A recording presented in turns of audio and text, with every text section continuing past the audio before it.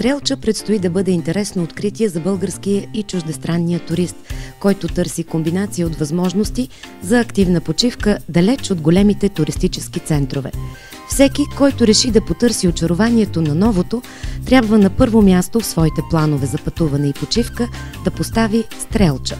С богатото културно-историческо наследство, целебни минерални извори, великолепна природа, съчетана с чудесен климат, Стрелча предлага възможности за незабравимо преживяване.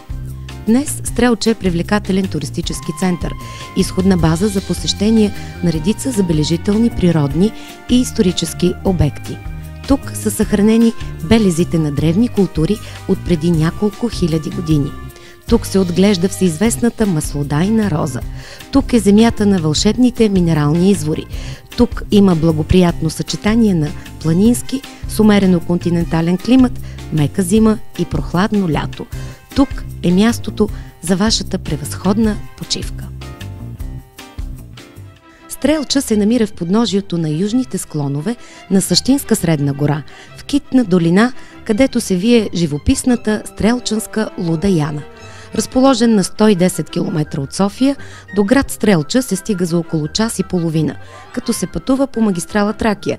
При отбивката за Пазарджик се поема наляво към град Панагюрище, откъдето Стрелча е на 12 км. Разстоянието от автомагистралата до Стрелча, 45 км, се преодолява за около 1 час. Пътят е с обновена асфалтова настилка, криволичещ и живописен, разкриващ великолепната красота на същинска Средна гора. За улеснение на посетителите на града работи ежедневно и туристически информационен център, разположен в историческия музей, който се намира в централната градска част. Различни епохи са оставили своя отпечатък върху облика на Стрелча през нейната многовековна история. На територията на общината има запазени следи от присъствието на праисторически хора – траки, славяни, римляни, византийци и българи. Историческите паметници в Стрелча и околностите й все още напомнят за традициите, начина на живот и обратите в историческата съдба на хората, обитавали тези земи в продължение на векове. Тук се намира един от малко познатите тракийски култови комплекси, но сравним по значимост с Перперикон и Старосел – Хероон, жаба могила, който датира от 5 век преди новата ера, времето когато тракийското племе Беси са властвали в земите край Стрелча. Комплексът се състои от 2 помещения – гробница-мавзолей и светилище-храм. До него може да бъде достигнато за около 10 минути с автомобил от центъра на Стрелча или 30 минути с една приятна разходка. На около 2,5 км от града, на десния бряг на река Стрелчанска Луда Яна, в местността Галата се намира средновековната крепост Стрелчанско кале.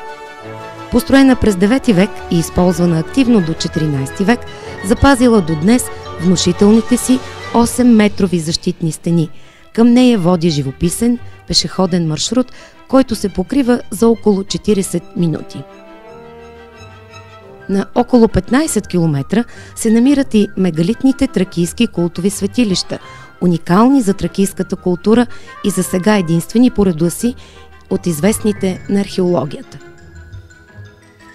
Естествените минерални извори са подходящи за лечение на редица заболявания, а хотелите се грижат за удобния и приятен престой на гостите на Стрелча.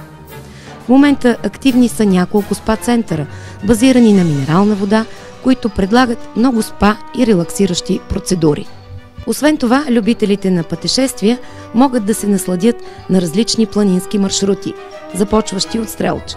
С добре изградената си инфраструктура и удобно географско положение, градът е изходен пункт за маршрути в същинска Средна гора, които водят до известни природни и исторически обекти. На територията на общината се намират 7 групи скални образования, които през 1972 година са обявени за природни забележителности и са поставени под закрилата на Закона за защита на природата.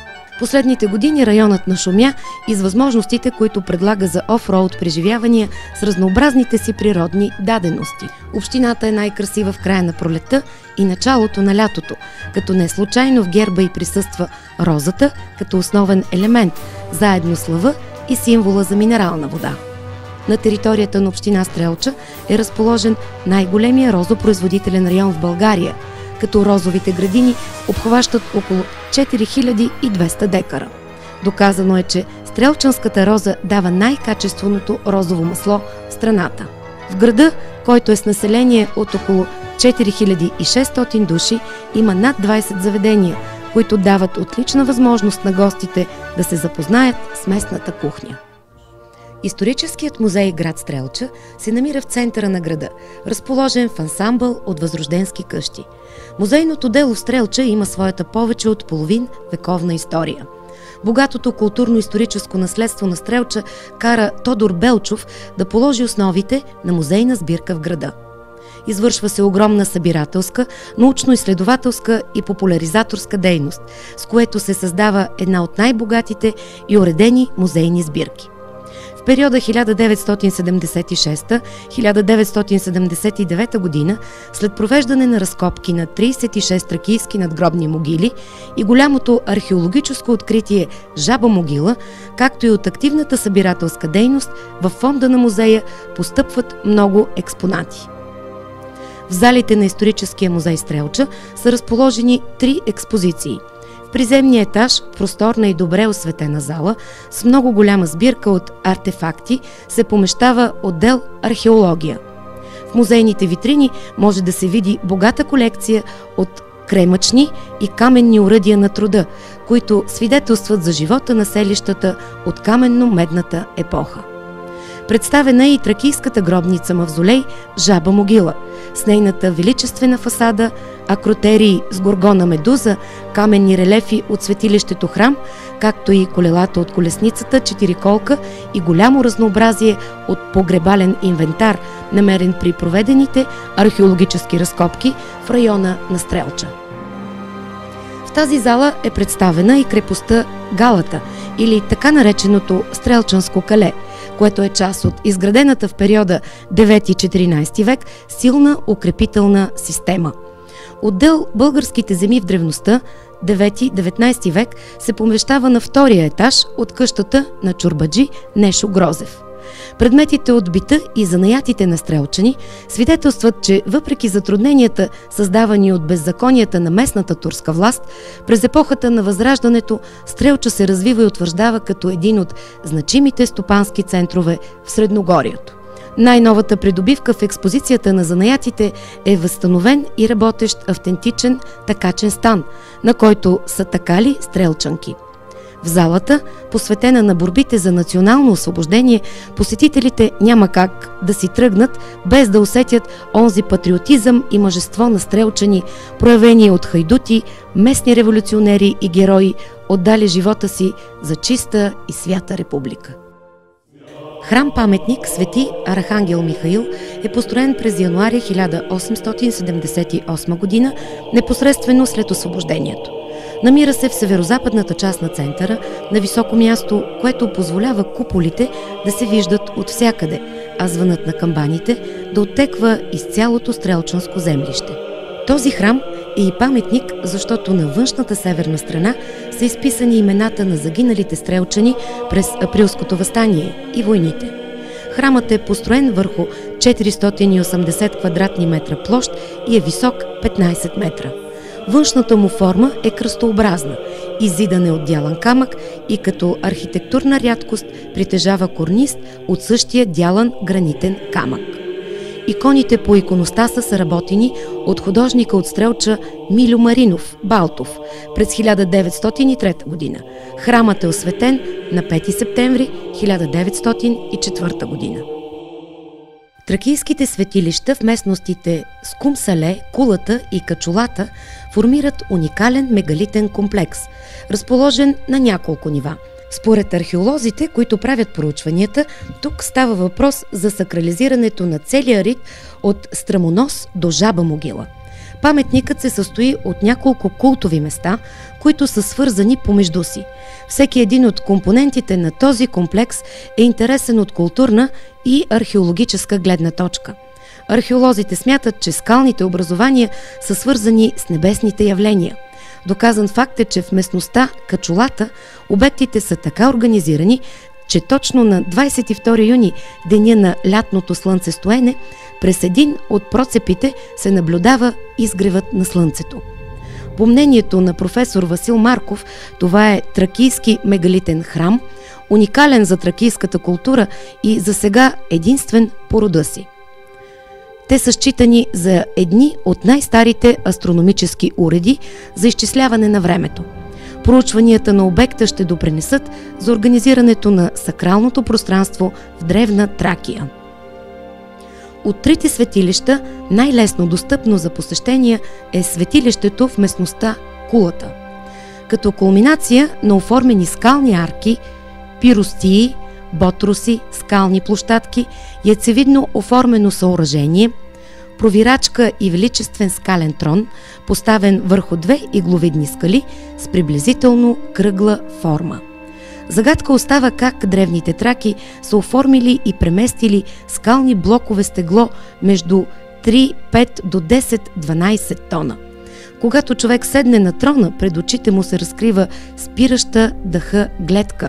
Целият южен хоризонт на 180 градуса, като в далечината се синеят склоновете на Родопите и Рила.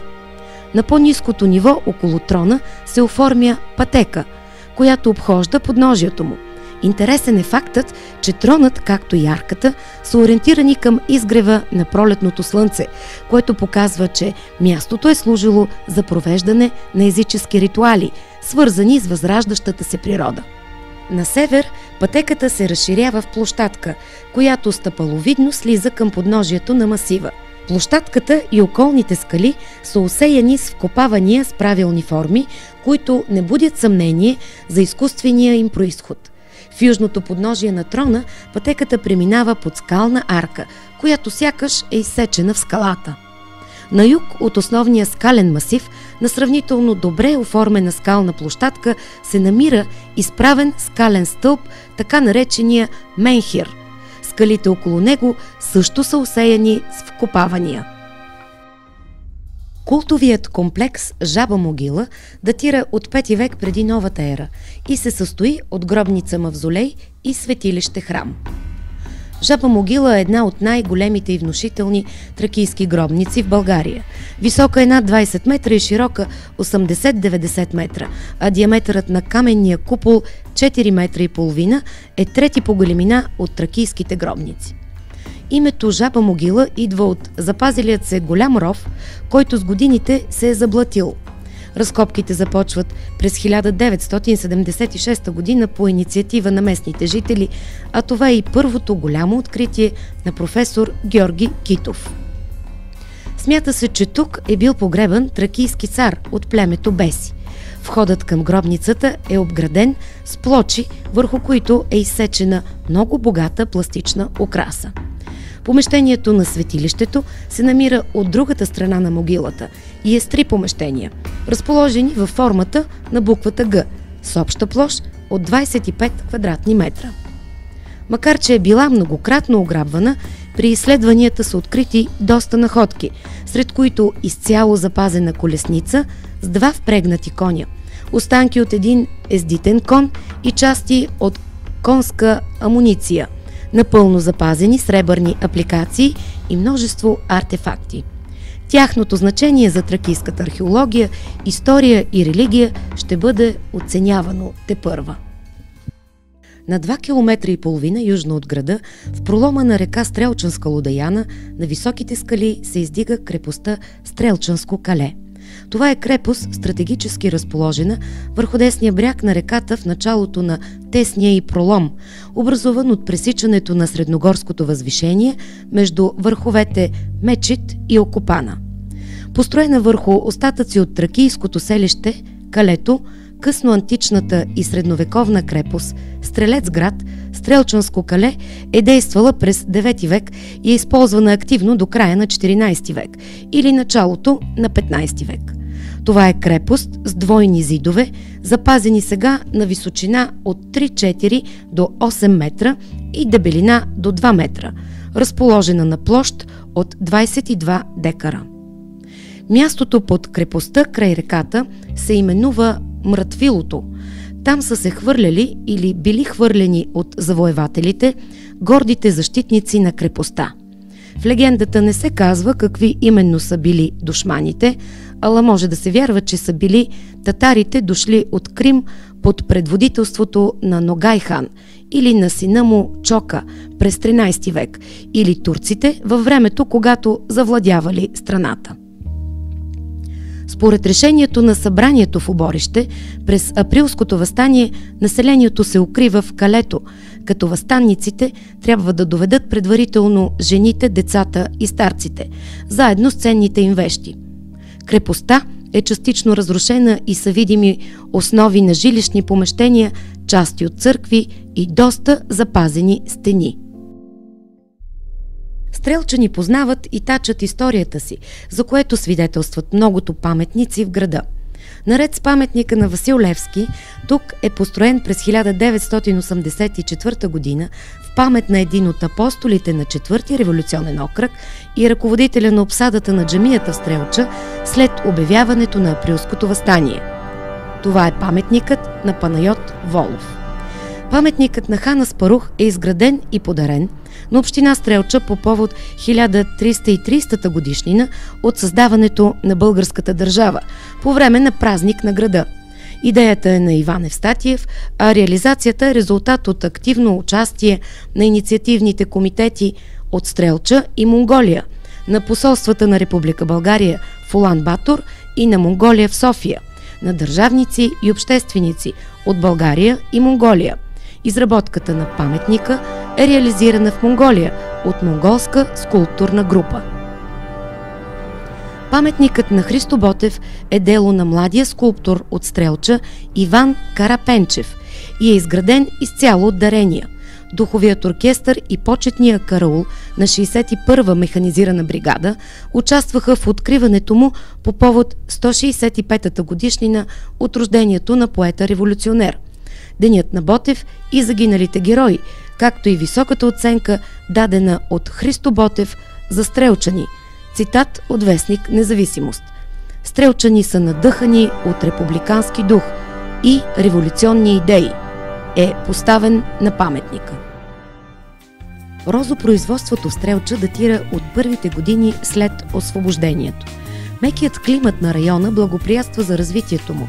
Днес Стрелча е един от най-големите розопроизводителни центрове с над 4000 декара розови насаждения и 2 розоварни. Розата е емблема и символ на поминъка в града и резонно един от най-големите и чакани празници в Стрелча е празника на розата, провеждан традиционно през последната седмица на месец май. Празникът на розата се отбелязва без прекъсване от 1996 година насам, като представя процеса, който се изминава, за да се превърне розата в розово масло. Устойчивостта на традицията да се провежда ежегодно привлича не само стрелчани и гости, но и много туристи. В празника на розата се открояват няколко основни момента. Ритуалът Розобер, който се провежда в розовите градини. Участват групи за автентичен фолклор, които пресъздават голямата радост и веселие от настъпващия Розобер. Млади момци отнасят горе в юлената, мамо, на българска роза. Горе в юлената, мамо, на българска роза. Там си останала, мамо, на гюлово масло, дето чини мила, мамо, о злато по-много, дето чини мила. От край как сме го ние запомнили? Розата си е при нас. Това е дохода на Стрелча. Това е дохода на Стрелча. Благодарение на розата трудно е в изработване, преработването, но когато се плаща хубаво, се плаща целият труд. Кой не идва в Стрелча, на пролет рози да бере, кой не е слушал как пея на това градче момите, да дойде да се порадва на песни на природа, да дойде да се порадва на песни на природа.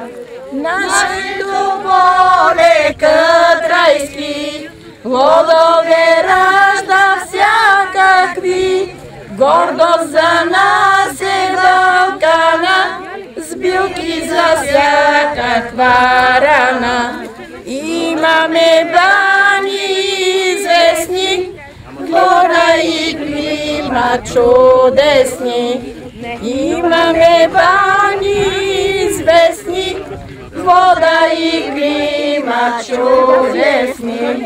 Кой не идва в Стрелча, на пролет рози да бере, кой не е слушал как пеят на това градче момите, да дойде да се порадва на песни на природа, да дойде да се порадва на песни на природа. Посещение и разглеждане на розоварната и запознаване с процеса за добиване на розовото масло от нежните и много уханни розови цветчета.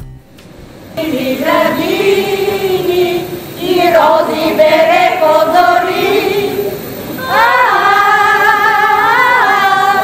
и рози бере по зори, и рози бере по зори. Първо обикна девойка, най-хубава бе на света. Изложба базар на парфюмерийни и козметични продукти, произведени с натурално и чисто розово масло. За младите любиха, дай мяно убава, дай мяно гиздава, червена роза в градина. Залюбиха, ще се вземат, дай мяно убава, дай мяно гиздава, червена роза в градина. Видяха се с нощи вечер, дай мяно убава,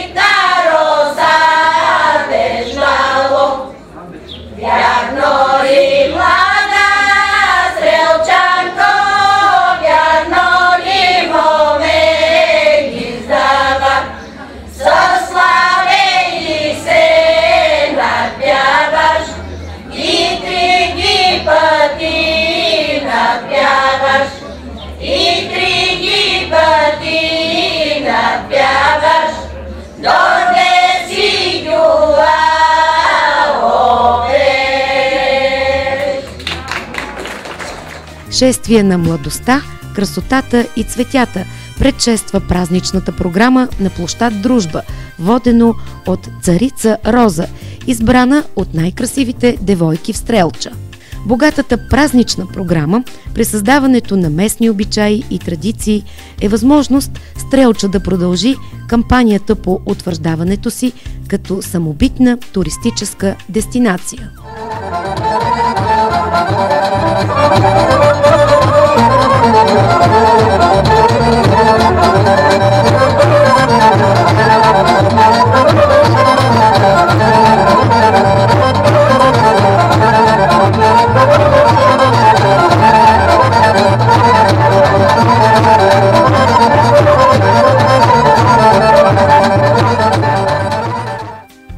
Използването на естествените минерални извори в общината датира още от времето на древните траки и римляни. Стрелча е един от известните балнеолечебни курорти в България, обявен за национален през 1969 година. На територията на общината има 3 естествени минерални извора и 3 сондажа, като температурата на водата варира от 23 до 56 градуса по Целзий. Специфичните лечебни свойства на водата се дължат на наличието на флор, силициева киселина и редкия благороден газ радон, съдържащ се и в минералните води на известните Карлови вари. Спа туризмът в Стрелча започва активното си развитие през последните 4-5 години, като основният ресурс за това минералната вода е в изобилие. Услугите, които се предлагат от няколкото спа центрове в общината, се допълват от лечебните свойства на водата за постигане на пълен релакс и възстановяване. В Стрелча на разположение на туристите има закрит басейн с минерална вода и няколко открити басейна. В източната част до Борова гора и в близост до центъра на града е разположена станция Роза. Модерна 4-етажна сграда се издига в красив и добре поддържан парк. Хотелската част разполага с 187 места. Балнеохотелът разполага с богата лечебно-диагностична база, лекарски кабинети, манипулационна, клинична лаборатория, електро- и светлолечение, парафинолечение, кабинет и салон за лечебна физкултура и лечебен масаж, водолечебно отделение, тангенторни вани. Минералната вода, която се използва в балнеохотел Роза за профилактика и лечение, е с минерално съдържание 324 мг на литър, леко радонова, хипертермална, 42 градуса, слабо минерализирана, сулфатно-хидрокарбонатно-натриева и флорна с леко алкална реакция. Водата е с добри питейно-вкусови качества, ниска твърдост и висока алкална активна реакция, което я прави годна, освен за външно приложение, също така за питейно и инхалационно приложение. Хотел-ресторант Средна гора е доказано успешно име за града и многобройните посетители. Хотелът, ресторантът и лятната градина изграждат един цялостен комплекс, който впечатлява с прекрасното съчетание на национална традиция и съвременно комфортно обзавеждане. Комплексът се намира в самия парк на града и е заобиколен от красива Борова гора. Хотелът предлага 9 двойни, 1 тройна стаи и 4 апартамента. Едно от предимствата на хотел Средна гора е минералната вода, като целият комплекс е захранен с нея. Посетителите имат на разположение сауна, басейн с минерална вода и масажен салон. Ресторантът разполага с повече от 100 места, лятна градина с над 200 места и предлага разнообразни ястия от националната ни кухня. Хотел-ресторант Средна гора е подходящо място за конферентен туризъм, за организиране на семейни и всякакви тържества. Хотел Механа 19 век е истински забележителен хотел, разположен в центъра на Стрелча. Този малък семейен хотел се помещава в историческа къща от края на 19 век, която е прецизно реставрирана, за да пресъздаде традиционния стил на българската възрожденска архитектура. В същото време интериорът е преустроен така, че да предоставя максимален съвременен комфорт и да запази топлината и уюта на старата българска къща. Хотел Механа 19 век е мястото, където всеки може да избяга далеч от стреса и забързаността на ежедневието, за да релаксира в стилна обстановка, да се докосне до прекрасната природа, да се наслади на превъзходните местна кухня и обичаи. Хотел Механа 19 век предлага 4 апартамента и 10 стаи с комфортна мебелировка и всички съвременни удобства. На разположение на гостите е просторна автентична механа, в чийто интериор са използвани множество сечива, използвани в бита от преди повече от век. Всеки един от тези предмети има своя очарователна история и създава неповторимо чувство за уют. Целогодишно работещият хотел Релакс се намира в центъра на града и разполага с 14 двойни стаи. На разположение на гостите на хотела са снек-бар, предлагащ тиха и спокойна атмосфера, подходяща за делови разговори, срещи и семейни тържества. Хотел Релакс предлага фитнес, масажи, хидромасажна вана и тангентур с минерална вода, процедури извършвани от квалифициран медицински персонал. Къщата за гости, Илиевата къща, е едно невероятно място за почивка и отпускане на чист въздух, в близост до минералната вода, градския парк на курорта и Боровата гора. Къщата за гости се намира в центъра на курорта Стрелча. Тя предлага уюта и лукса на 2 спални, 2 тройни стаи и 1 апартамент. Къщата предлага неповторима комбинация от високо качество, луксозно обслужване, спокойствие и уют. Митюва къща е най-новият хотел на територията на град Стрелча. Предлага невероятен комфорт. Къщата разполага с места за 28 човека, с външен открит басейн с топла минерална вода, сауна, стая за масажи и билярд. Къща за гости Света Анна разполага с 6 стаи и 2 двойни стаи. Красиво оформен зелен и цветен двор, игрови съоръжения за деца, фитнес кът дават възможност за една истинска отмора. Оформеният в битов стил навес е място за хранене, разговори, забавление, бизнес и творчески срещи. Природните дадености, разнообразната природа, използването на балнеолечебните ресурси, автентичната етнография и фолклор, както и производството на розово масло, са условията благоприятствали за развитието на туризма в община Стрелча. Днес туризмът е традиционно развит в общината, но вече все повече гости откриват културно-историческото богатство и уникално наследство на Стрелча. Днес приоткриваме величието на древните култури и многобройните исторически паметници, които превръщат Стрелча в културно-исторически обект с национално значение.